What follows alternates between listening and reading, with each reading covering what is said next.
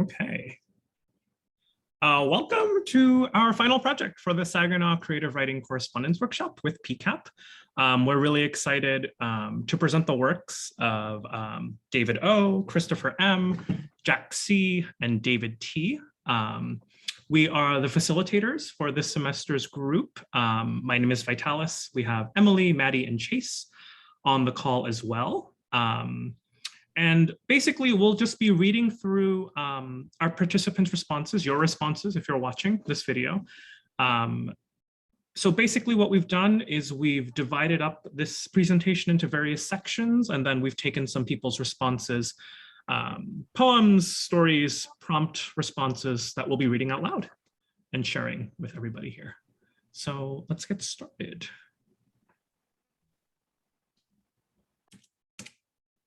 So we're starting with the prompts from packet number 1, the introductions and some of the poetry prompts.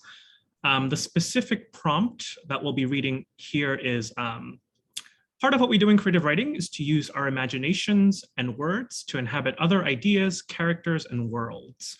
Write a poem or a short story about a person you have never met before, a character you imagined who lives in a place you have never seen and that has something unexpected happen to them. So our first response is by Jack, a poem called Forward-Looking Infrared, Fleur, because it's a thing, the subtitle. So the poem reads, "We haven't met yet, but we will. Nary 14 months when freedom's till. There's a laundry shop down Midland Hill where I'll need change to learn your names, Jill. So this is now, with less time to fill, all hope inside that you'll like me still. If not, then hey, there's plenty of ocean krill. I'll move on to the next real woman, no pickled dill." And yes, I just wrote this freestyle in parentheses. So thanks, Jack. The second response that we have is by Christopher, and it reads, "To this person I have never met, begin this class and take a bet. We will share life stories from lands untold through our writing, if we could be so bold.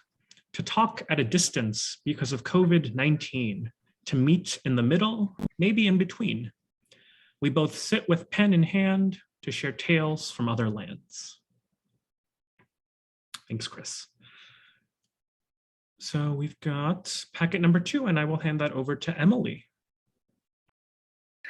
So for packet number 2, we asked everyone to kind of talk about their writing process and their thoughts on that. So we'll go to the next slide. So Jack writes, "Difficulties in the writing process. In my opinion, there are 3, at least, obstacles that hinder my creative and writing process. First, it's motivation. Not that I don't desire to sit down and write every day, as all competent writers must. No, it has to do with, am I ready to write and put in the work? Beginning with facing an empty page or blank screen. And that starts with having something a little more substantial than a thought on your mind. Although sometimes that's all it takes as well. The creative process certainly being funny like that. Second, so I've got an idea and the pen is moving, and next thing you know, the flow happens. Things appear that weren't even thoughts moments ago, and how you're into it, putting things down. My problem is stopping to read what there is, which is a mistake. And naturally, I start editing, fixing grammar, punctuation, and constructions. This is so annoying because now you've lost the thread, and so start cold once again. Don't stop to edit, keep going. If it's trash, throw it away later, but try not to interrupt the flow. That's how you make it through a lengthy project such as a novel. This is a good habit. And third, this is prison, and I'm surrounded by noise and distractions of the uncultured crowd. So I've learned to snatch optimal moments when I can, writing when there is a lull in the insipid mediocrity of man." Thank you, Jack, for sharing that. Now we will move on to packet 3. So packet 3 was focused on laughter. The prompt that we gave our participants was, what was the last thing that made you laugh out loud? So this response comes from David. And David said, the other day during harvesting, we took a break and picked a ripe watermelon for a snack. We sat there like junkies while one of the guys cut the melon. It seemed like it was taking forever, and he was using his ID card to make the cut. We're not allowed the use of knives. Anyway, here we are anticipating the cut and our share with bated breath. And when he does finish, he drops it in the mud. You had to be there. LOL. So packet number 4 had to deal with friendship, and this theme sort of arose out of a play that we read called Sweat. Although our participants were unable to, have the book, we tried to generalize, about certain themes within the book and, see how that relates to their experience. So the play Sweat talks about friendships and the disintegration of friendships. What does friendship mean to you? Is it important? If so, why? Have you had friendships disintegrate in your own life? Did those friendships teach you anything about yourself or the world? So this is Jack's response on friendship. And he says, when you're young, you don't spend much time, I didn't anyway, analyzing abstract concepts. But as you age and things really start to come and go, people begin to show you such things as depth of character, their loyalties, or inconsistencies, all things necessary to experience in order to grow. And it gives us a base by which we choose not only who we like and find compatible, but also some traits that maybe we'd like for ourselves as well. Maybe we don't have much of a sense of humor, but still enjoy laughter, or we're sensitive and tend to gravitate towards supportive people. Good friends really can improve the quality of our lives. And yet life is never that simple when it comes to relationships. People are far too complex and ever changing for simple evaluations to remain fixed over time. It speaks to the core of our own self-interest. Human beings are and always will be fickle by nature. That's just how we're designed. So my thoughts on friends and friendships have evolved, finding that there's truth in that saying about never really knowing a person. The most I expect out of a friend these days is someone that has good qualities and common interests than not. From there, a solid foundation can thrive. Thanks for that response, Jack. And packet 5 was focused on family and relationships. So another way that we tried to incorporate the reading, even though they did not have access, was to ask them, a major theme in the reading is the effect of work life on the family. What is your opinion on this? Is one more important than the other? How are the characters in the story able to balance this? What advice would you give to someone to balance these two things? So our first response is from Jack, and he says, my opinion of the effect of work life on the family is that it is a necessary hardship that must be overcome through love, commitment, honesty, trust, devotion, and friendship. Also, you have to be open-minded, flexible, and willing to compromise and negotiate, not to mention fight fair when arguments and problems arise. But a working life makes having a family life possible at all. So we have to find this balance of the two in order to be successful at either. And even then, half of the marriages in this country fail at some point. Relationships are just hard.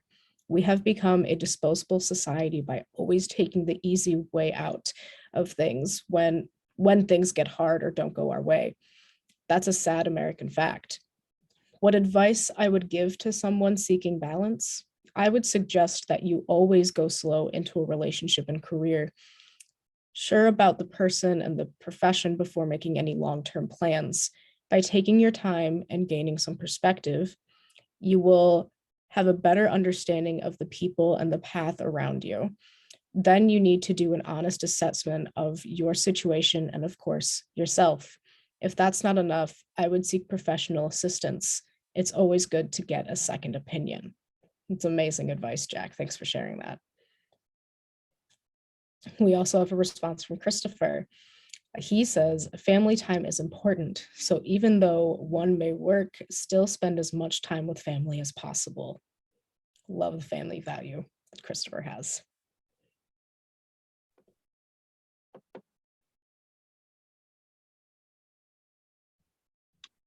So packet number 6 was regarding determination, an elevator prompt.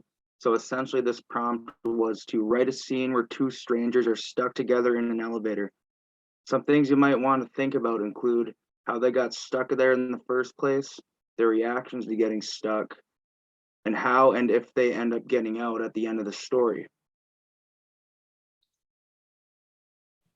So this is a response by Jack, and it reads, as the door slid shut with a mechanical thump and bump, 4 acceptants automatically sought the social distance of each corner, wedging themselves in tightly like little toes in a shoe, wiggling away from the center.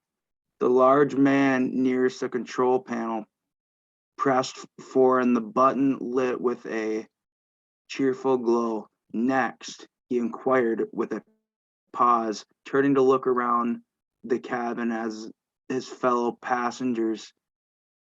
A striking brunette in heels said 6, as a blonde woman behind her raised a pale hand to her decorative mask, red paisley on a yellow cloth background, replied that she was headed up to the 8th floor. As the swirly fellow in the remaining right angled corner asked to be delivered on the 2nd. 2, 4, 6, 8. Who do we appreciate? The button presser cheered as a series of numbers affirmed his enthusiasm, feeding the poetry of words as well as motion with gravity tugging at the physics of mass and acceleration while according they moved. My, aren't you full of wit and vinegar so early in the morning, said the woman who looked fairly like Melonia, but dressed as a prosecutor, tailored gray blouse and skirt. The elevator suddenly stopped and the lights went dark. The air system closed where everything went quiet until, did you do that? A female voice accused Mr. Rhymes. No, I certainly did not. There's no off button, miss. And then out of the oppressive and total dark, they heard a zombie's gravely growl coming from the direction where the strange sweaty man had been standing moments before. Oh shit, they agreed. Thanks, Jack.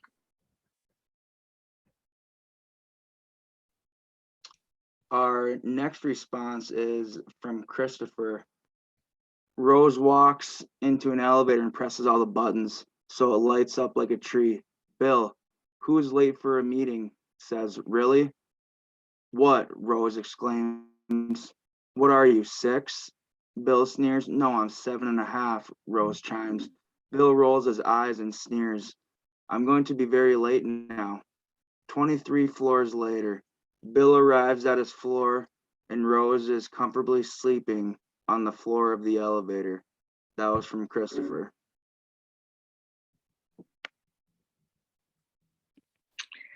Okay, well, we just want to thank you for all of your participation this semester. We really enjoyed getting to know everyone and hope you learned something new about the creative writing process. The 4 of us just want to encourage you to keep writing, and we hope that you all continue to participate in PCAP in the future.